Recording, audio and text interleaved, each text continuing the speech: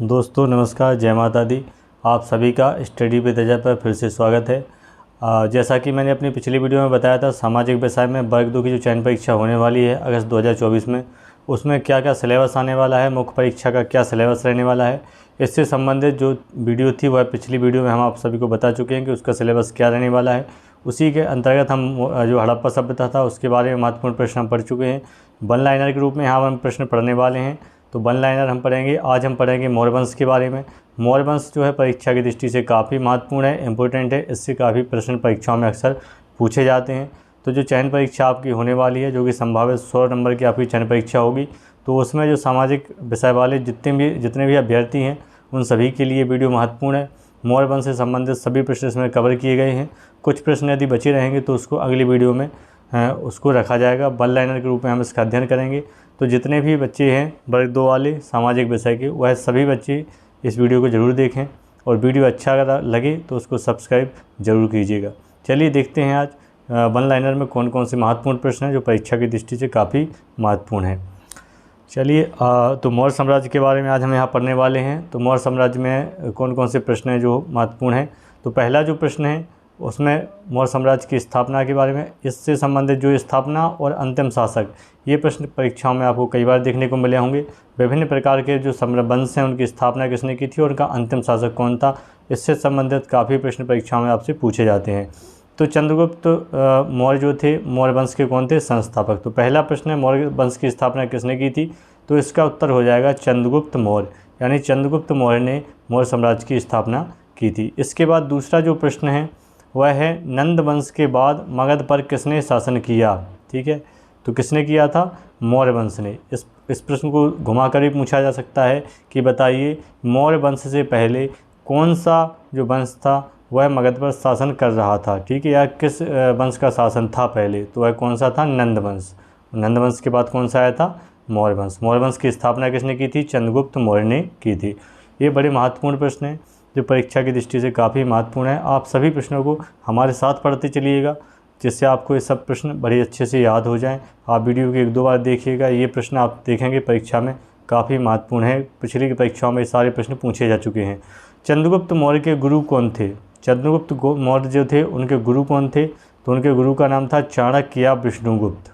चाणक्य या विष्णुगुप्त, ठीक है, किसका नाम था, चंद्रगुप्त मौर्य के गुरु का नाम था।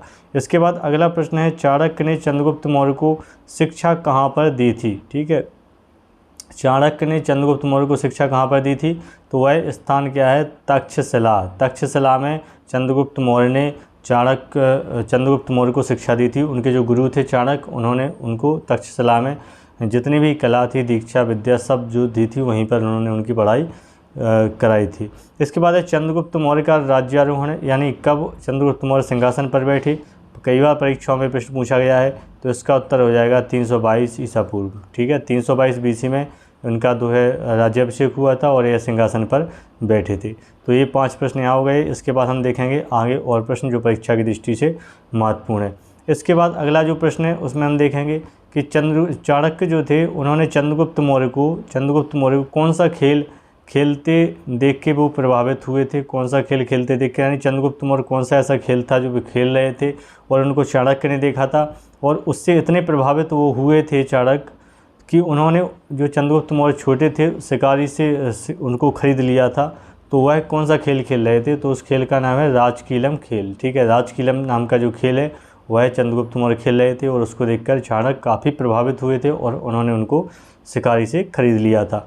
इसके बाद जो 7वां प्रश्न है वह है चंद्रगुप्त मौर्य के समय मगध की राजधानी कहाँ थी। ठीक है, तो ये प्रश्न कई बार पूछा जा चुका है, तो इसका उत्तर हो जाएगा पाटलिपुत्र। ठीक है, पाटलिपुत्र राजधानी थी मगध की। कब थी, जब चंद्रगुप्त मौर्य शासन कर रहे थे।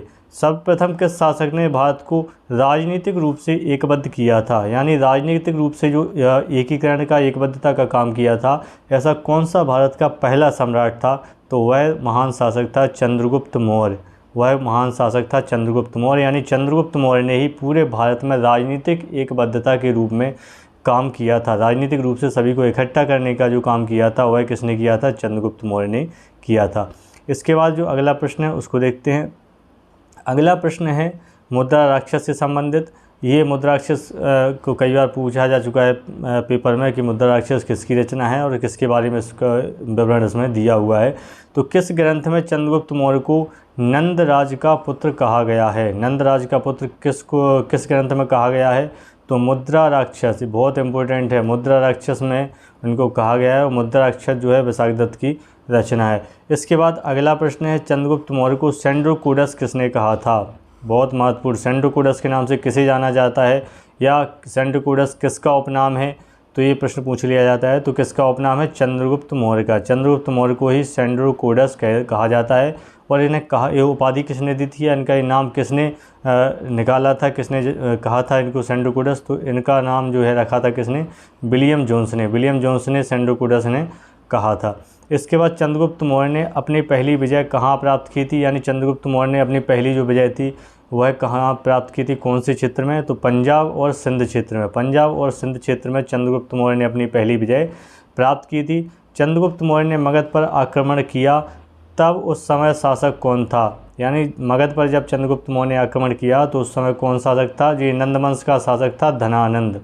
वेरी इंपॉर्टेंट, यानी जब चंद्रगुप्त मौर्य ने आक्रमण किया था उस समय नंद वंश का शासन था और नंद वंश का जो शासक था उसका नाम था धनानंद, जो उस समय मगध पर शासन कर रहा था। धनानंद को हराकर ही चंद्रगुप्त मौर्य ने मौर्य वंश की स्थापना की थी। और चंद्रगुप्त मौर्य के गुरु कौन थे? चंद्रगुप्त मौर्य के जो गुरु थे उनका नाम चाणक्य या विष्णुगुप्त था।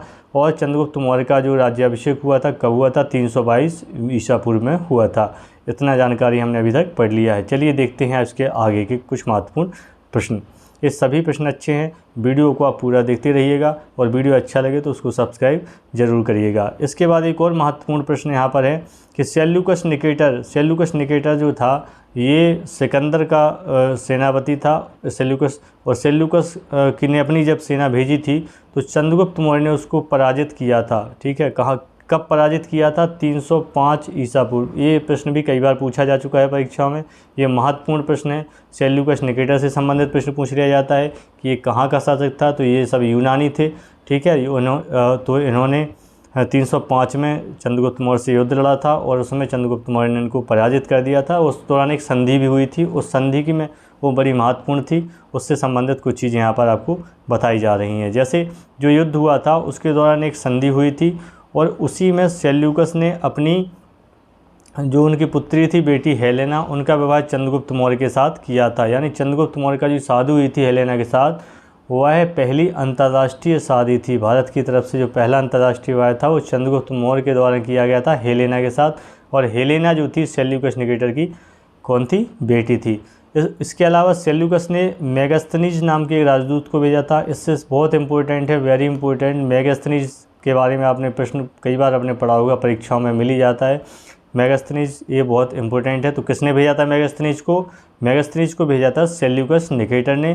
किसके दरबार में भेजा था? चंद्रगुप्त मौर्य के दरबार में भेजा था दूत बनाकर।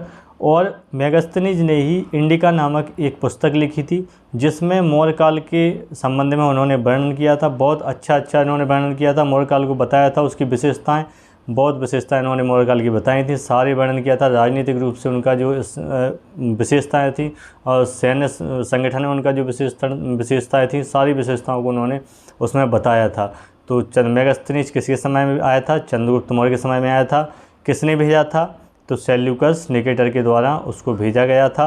मेगास्थनीज ने कौन सी पुस्तक लिखी थी? तो मेगास्थनीज ने इंडिका नामक जो है पुस्तिका लिखी थी। इंडिका नामक जो किताब थी वह किसकी ने लिखी थी? तो मेगास्थनीज ने लिखी थी। बहुत ही इंपॉर्टेंट प्रश्न है, आप इसको अच्छे से याद कर लीजिएगा, कई बार ये परीक्षाओं में आपको देखने को मिल जाएगा। इसके बाद बात करते हैं कुछ महत्वपूर्ण अभिलेख संबंधी। जैसे किस अभिलेख से ये पता चलता है कि चंद्रगुप्त मौर्य का जो शासन था पश्चिम भारत पर भी था। कहाँ पर था? पश्चिम भारत पर भी था। देखिए मगध पर तो उनका शासन चल ही रहा था, लेकिन ऐसा कौन सा अभिलेख था, शिलालेख था, जिससे ये पता चला था कि जो चंद्रगुप्त मौर्य हैं उनका शासन पश्चिम भारत पर भी है। तो ऐसा कौन सा अभिलेख था? तो उस अभिलेख का नाम है रुद्रदामन का जूनागढ़ अभिलेख। आपने कई बार इसको पढ़ा होगा, ये गुजरात में है, बहुत इंपॉर्टेंट है, ये कई बार परीक्षाओं में पूछा जा चुका है। रुद्रदामन का जूनागढ़ अभिलेख किससे संबंधित है? तो ये मौर्य काल में चंद्रगुप्त मौर्य से संबंधित है। इसी से संबंधित जानकारी मिलती है कि चंद्रगुप्त मौर्य जो है इन्होंने पश्चिम भारत पर भी शासन किया था। ठीक है, ये बहुत महत्वपूर्ण है, रुद्रदामन का जूनागढ़ अभिलेख, उसी से पता चलता है। इसके बाद 14 के बाद 15वां प्रश्न आप यहाँ पर देखेंगे कि सौराष्ट्र में सुदर्शन झील का निर्माण किसके द्वारा करवाया गया था।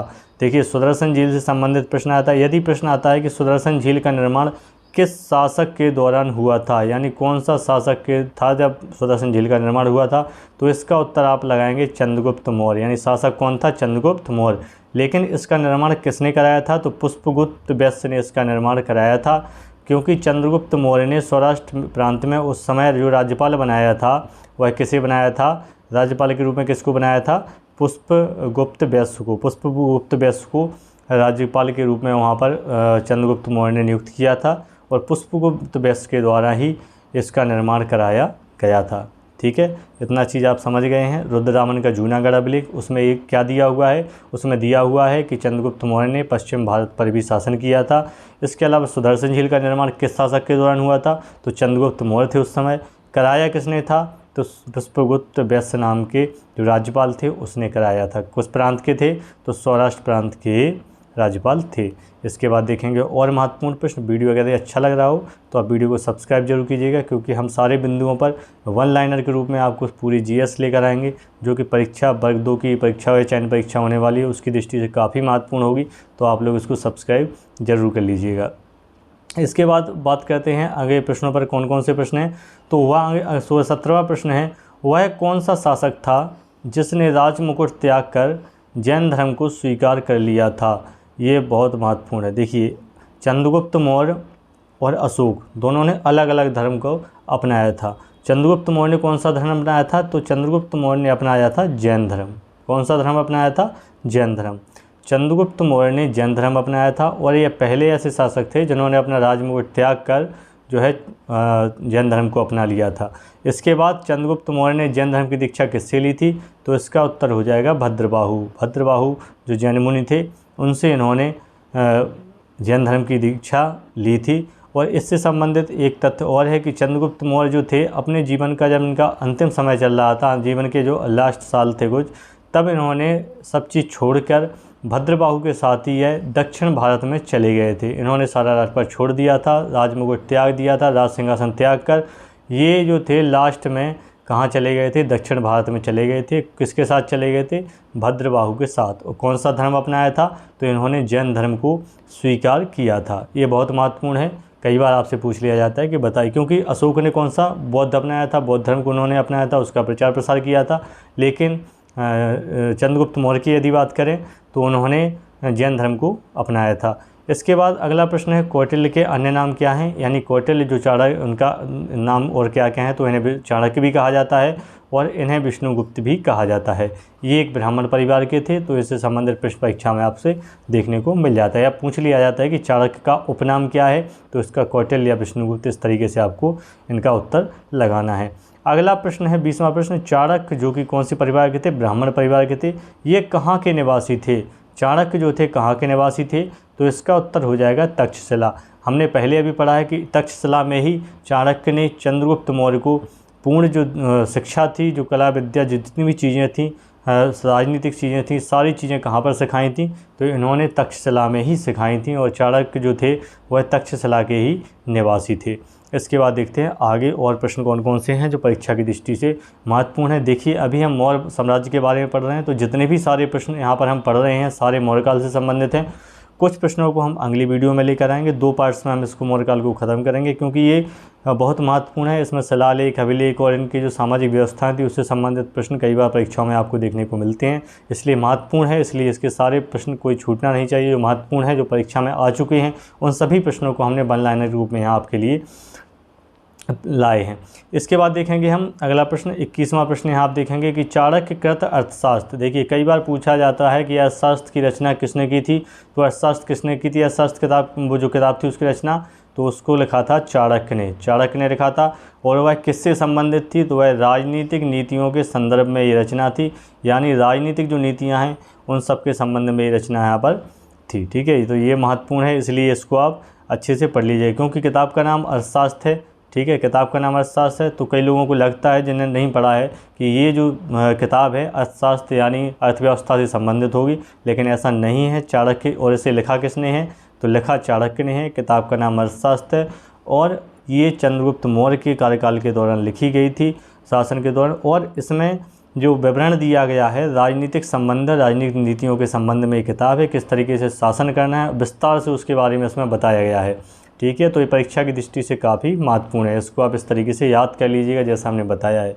इसके बाद अगला प्रश्न है 22वां, किसने चाणक्य के अर्थशास्त्र की पांडुलिपि यानी अर्थशास्त्र की जो लिपि थी, जो लिखा था, उसे सबसे पहले किसने खोजा और उसे किसने पढ़ा था सबसे पहले? तो ये महत्वपूर्ण प्रश्न है, तो इसका हो जाएगा आर.एम. शास्त्री।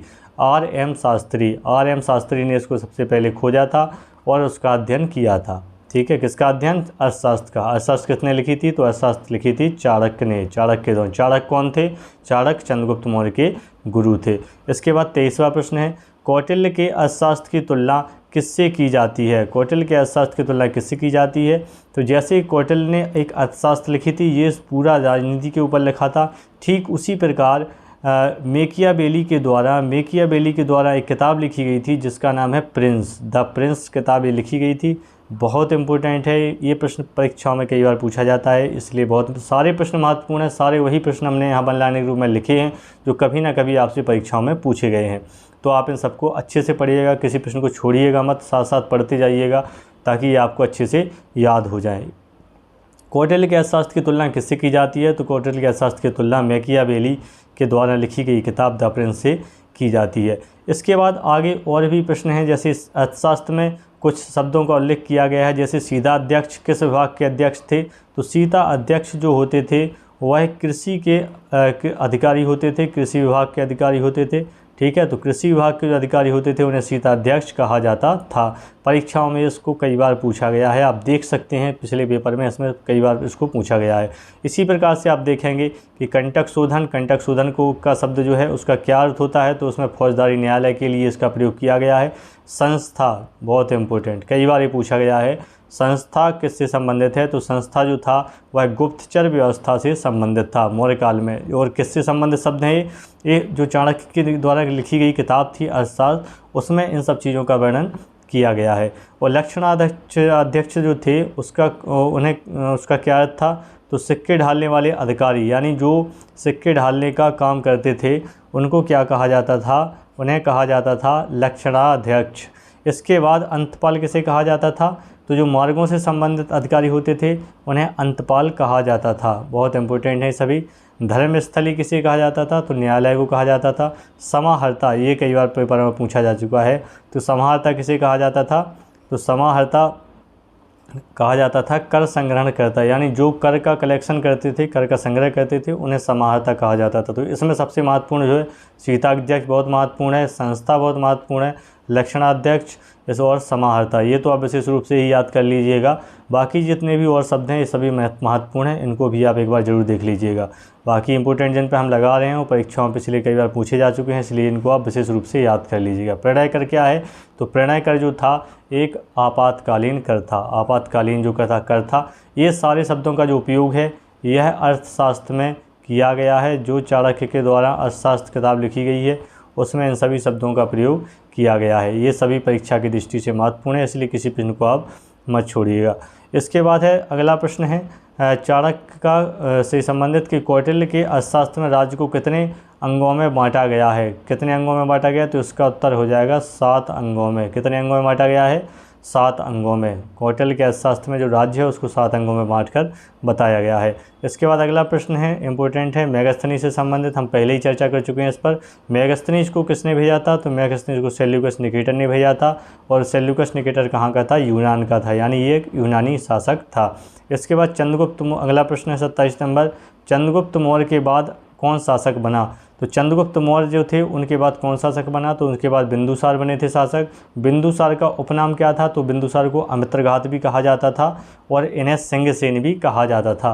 बिंदुसार को अमित्रघात भी कहा जाता था और सिंहसेन भी कहा जाता था। ये बहुत इंपॉर्टेंट हैं। इन सभी, देखिए सभी प्रश्न महत्वपूर्ण हैं, आप 1-2 बार इसको पढ़ते चलिएगा, ज़रूर पढ़िएगा इसको। ये सभी प्रश्न बहुत अच्छे हैं, तो आपको जब परीक्षा देने जाएंगे तो आपको कोई ना कोई प्रश्न इसमें से ज़रूर देखने को मिलेगा। इसलिए सारा पूरा वीडियो देखिएगा और उसके बाद जो महत्वपूर्ण प्रश्न हैं, सभी महत्वपूर्ण प्रश्न हैं, उनको आप नोट कर लीजिएगा। यदि आपको लगता है कोई प्रश्न आपके लिए नया है, अच्छा प्रश्न आपको लगता है, तो आप उसको नोट ज़रूर करिएगा।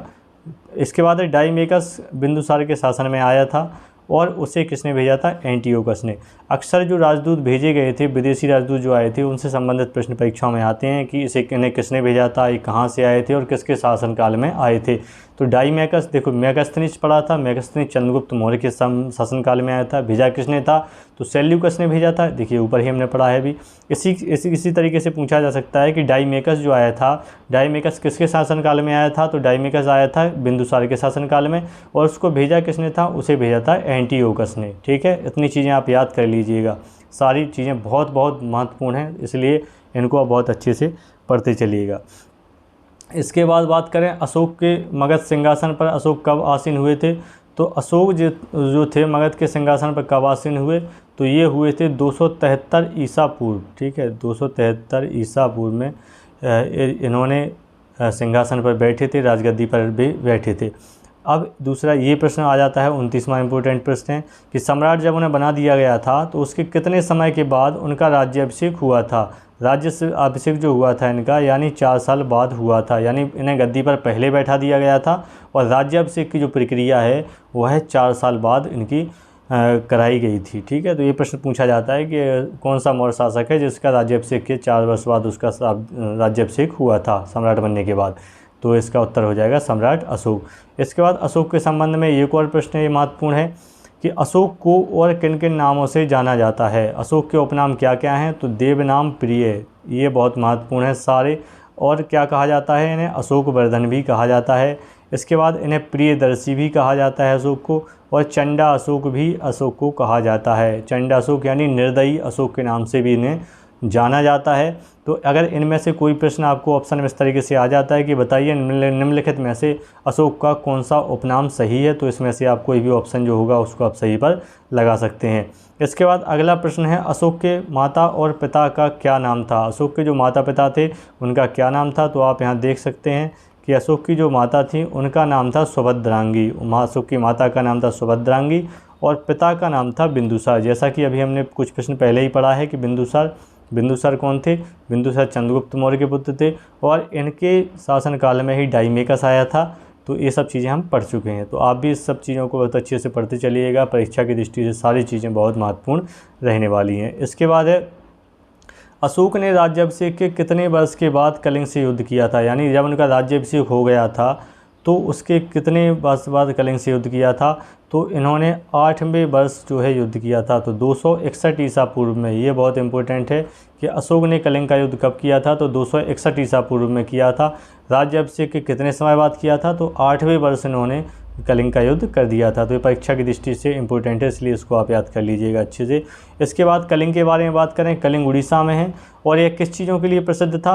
तो कलिंग सूती वस्त्र और हाथियों के लिए प्रसिद्ध था। कलिंग किस चीज़ के लिए प्रसिद्ध था?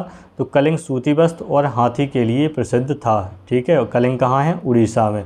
इसके बाद कलिंग युद्ध, देखिए कलिंग युद्ध का विवरण अशोक के कौन से शिलालेख में मिलता है? तो अशोक के 13वें शिलालेख में। ये कई बार इससे प्रश्न पूछा जा चुका है कि बताइए निम्नलिखित में से किस शिलालेख में अशोक के कलिंग युद्ध के बारे में विवरण मिलता है? तो 13वें जो शिलालेख है अशोक का, उसमें इसके बारे में आपको विस्तार से दिया गया है। ठीक है, सारे प्रश्न बहुत अच्छे हैं, महत्वपूर्ण हैं, तो इनको आप अच्छे से याद करते चलिएगा। इस वीडियो में 45-47 प्रश्न के लगभग रहेंगे और बचे हुए जो प्रश्न होंगे उसकी दूसरी वीडियो लेकर आएंगे, ताकि वीडियो बहुत ज़्यादा लंबी ना हो, आपको पढ़ने में आसानी हो, इसलिए इसको 2 हिस्सों में हम लेकर आने वाले हैं। तो पहला हिस्सा पार्ट जो है आज हम पढ़ रहे हैं, इसके बाद बचे हुए जो प्रश्न होंगे उसको दूसरी वीडियो में हम रखकर आपके सामने लाएंगे। सारे प्रश्न वन लाइनर के रूप में लाएंगे, ताकि आप वीडियो को 1 या 2 बार देख लेंगे तो सारे प्रश्न आपको दिमाग में अच्छे से बैठ जाएंगे। इसके बाद अगला जो प्रश्न है कि कलिंग को जीतने के बाद उसके अधीनस्थ प्रशासनिक केंद्र कहाँ बनाए गए थे? यानी कलिंग को जब अशोक ने जीत लिया था तो उसको अब उसके प्रशासन की दिक्कत आ रही थी, तो उसे किस तरीके से कंट्रोल किया जाए? तो उन्होंने क्या किया था, उत्तरी केंद्र और दक्षिणी केंद्र के रूप में उसको बांट दिया था, और उत्तरी केंद्र की जो राजधानी थी उसको तोसली बनाया था, और दक्षिणी जो केंद्र था उसकी राजधानी जौगढ़ को बनाया था।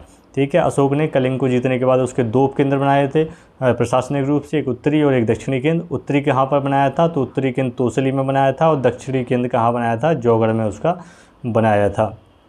इसके बाद अगला प्रश्न है 36 नंबर प्रश्न है कि श्रीनगर की स्थापना किसने की थी। कई बार परीक्षाओं में पूछा जा चुका है, आपने पढ़ा भी होगा, लेकिन एक बार फिर से इसका रिवीजन कर लीजिए कि इसका निर्माण भी किसने कराया था, अशोक ने कराया था। श्रीनगर की स्थापना अशोक ने की थी। इसके बाद महत्वपूर्ण प्रश्न है अशोक की दीक्षा से संबंधित कि किसने उन्हें बौद्ध धर्म की दीक्षा दी थी। तो देखिए इंपॉर्टेंट है, बौद्ध ग्रंथ जो हैं दीपवंश और महावंश, कई बार यही पूछ लिया जाता है कि बताइए दीपवंश और महावंश किस धर्म से संबंधित हैं, तो ये दोनों बौद्ध धर्म से संबंधित हैं। तो बौद्ध ग्रंथ दीपवंश और महावंश के अनुसार अशोक को किसने जो है बौद्ध धर्म की दीक्षा दी थी। इन जो दो ग्रंथ हैं इन्हों के अनुसार, इनमें जो लिखा है उसके अनुसार क्या लिखा है उसमें कि निगृथ नाम के 7 साल के एक बौद्ध भिक्षु थे, उन्होंने अशोक को बौद्ध धर्म की जो है दीक्षा दी थी। किसके अनुसार, दीपवंश और महावंश के अनुसार। ठीक है, इतना आप याद रखिएगा, ये दोनों बौद्ध धर्म से ही संबंधित ग्रंथ हैं और इन्हीं ग्रंथों में बताया गया है कि 7 साल का एक बौद्ध भिक्षु था जिसका नाम था निगृथ, उसके द्वारा ही अशोक को बौद्ध धर्म की जो है दीक्षा दी गई थी। इसके बाद अगला प्रश्न है, बौद्ध धर्म के प्रभाव में आकर अशोक ने पूर्ण रूप से बौद्ध धर्म स्वीकार किया था। किस बौद्ध भिक्षु के प्रभाव में आकर, यानी देखिए दीक्षा यहाँ प्राप्त कर ली लेकिन अभी पूर्ण रूप से उन्होंने अपनाया नहीं था बौद्ध धर्म को, तो कौन सा गुरु था जिसके प्रभाव में आकर अशोक ने पूरी तरीके से बौद्ध धर्म को अपना स्वीकार कर लिया था। तो उनका नाम था मोगलीपुत्तिस। मोगलीपुत्तिस जो थे बौद्ध भिक्षु, इनके संपर्क में आने के बाद अशोक ने पूर्ण रूप से बौद्ध धर्म को स्वीकार कर लिया था। तो इन सभी प्रश्नों को बहुत अच्छे से पढ़ते चलिए, बहुत अच्छे प्रश्न हैं, परीक्षाओं में पूछे जा चुके हैं, आगामी परीक्षाओं के लिए भी बहुत महत्वपूर्ण है। इसके बाद हम देखेंगे अगला प्रश्न, बौद्ध ग्रंथ दिव्यदान। दिव्यदान भी एक अलग ग्रंथ है, उसके बौद्ध धर्म का ही ग्रंथ है। तो उसके अनुसार अशोक को किसने बौद्ध धर्म की दीक्षा दी थी, तो उपगुप्त ने। अब आप यहाँ पर देखेंगे कि 3 लोगों ने के द्वारा दीक्षा के बारे में यहाँ बताया गया है। एक नंबर निगृथ के द्वारा बताया गया है कि उन्होंने भी बौद्ध धर्म की दीक्षा दी थी। दूसरा बताया है मोगलीपुत्तिस ने भी वो अशोक को दीक्षा दी थी, यानी इनके प्रभाव में आकर, मोगलीपुत्तिस के प्रभाव में आकर ये पूर्ण रूप से हो गए थे। इसके बाद बौद्ध ग्रंथ दिव्यदान के अनुसार जो था अशोक को दीक्षा किसने दी थी, उपगुप्त ने दी थी। तो यहाँ 3 बौद्ध भिक्षुओं के बारे में यहाँ पर बताया गया है जिनके संपर्क में अशोक आए थे। तो इससे संबंधित प्रश्न आपको परीक्षाओं में यदि आते हैं तो आप बड़ी आसानी से उनका उत्तर लगा पाएंगे। इसके बाद देखते हैं हम आगे और कौन कौन से प्रश्न हैं। इसके बाद देखते हैं अशोक से संबंधित और प्रश्न कि अशोक के बौद्ध मत अनुयायी होने के सर्वप्रथम प्रमाण कहाँ से मिले, यानी किस जगह से ये पता चला था कि अशोक जो हैं बौद्ध धर्म को मानने वाले हैं। ठीक है, तो कहाँ से पता चला था, तो ये जो एक अभिलेख था भाबरू, ये बैराट जयपुर राजस्थान में है। तो इससे पता चला था कि अशोक जो थे कौन से धर्म को मानने वाले थे, बौद्ध मत को मानने वाले थे, यानी बौद्ध धर्म के अनुयायी हो गए थे। तो ये कहाँ से पता चला, भाबरू जो अभिलेख है उससे इसके बारे में जानकारी मिलती है। तो ये परीक्षा की दृष्टि से भी महत्वपूर्ण प्रश्न हो जाता है। इसके बाद एक और बहुत महत्वपूर्ण प्रश्न है कि अशोक की जो विश्व प्रसिद्धि हुई थी, विश्व इतिहास में प्रसिद्धि, उसका महत्वपूर्ण कारण क्या था, अशोक को क्यों जाना जाता है। कलिंग का युद्ध हुआ था वो तो अलग है, उसके लिए तो जाना ही जाता है, लेकिन और क्या था जिसकी वजह से अशोक को जाना जाता है, तो उनकी ये जो धम्म नीति थी ये बहुत स्पेशल थी। इसके लिए वह विश्व भर में प्रसिद्ध थे अशोक की धम्म नीति के लिए। ठीक है, तो उनकी जो प्रसिद्धि का महत्वपूर्ण कारण था वह धम्म नीति। अब बात आती है कि धम्म होता क्या है, धम्म नीति क्या होती है। तो धम्म, देखिए धम्म किसे कहते हैं, तो धम्म कहा जाता है कि अशोक ने अपने प्रजा के नैतिक उत्थान के लिए जिन आचारों की संहिता प्रस्तुत की उसे अभिलेखों में धम्म कहा गया।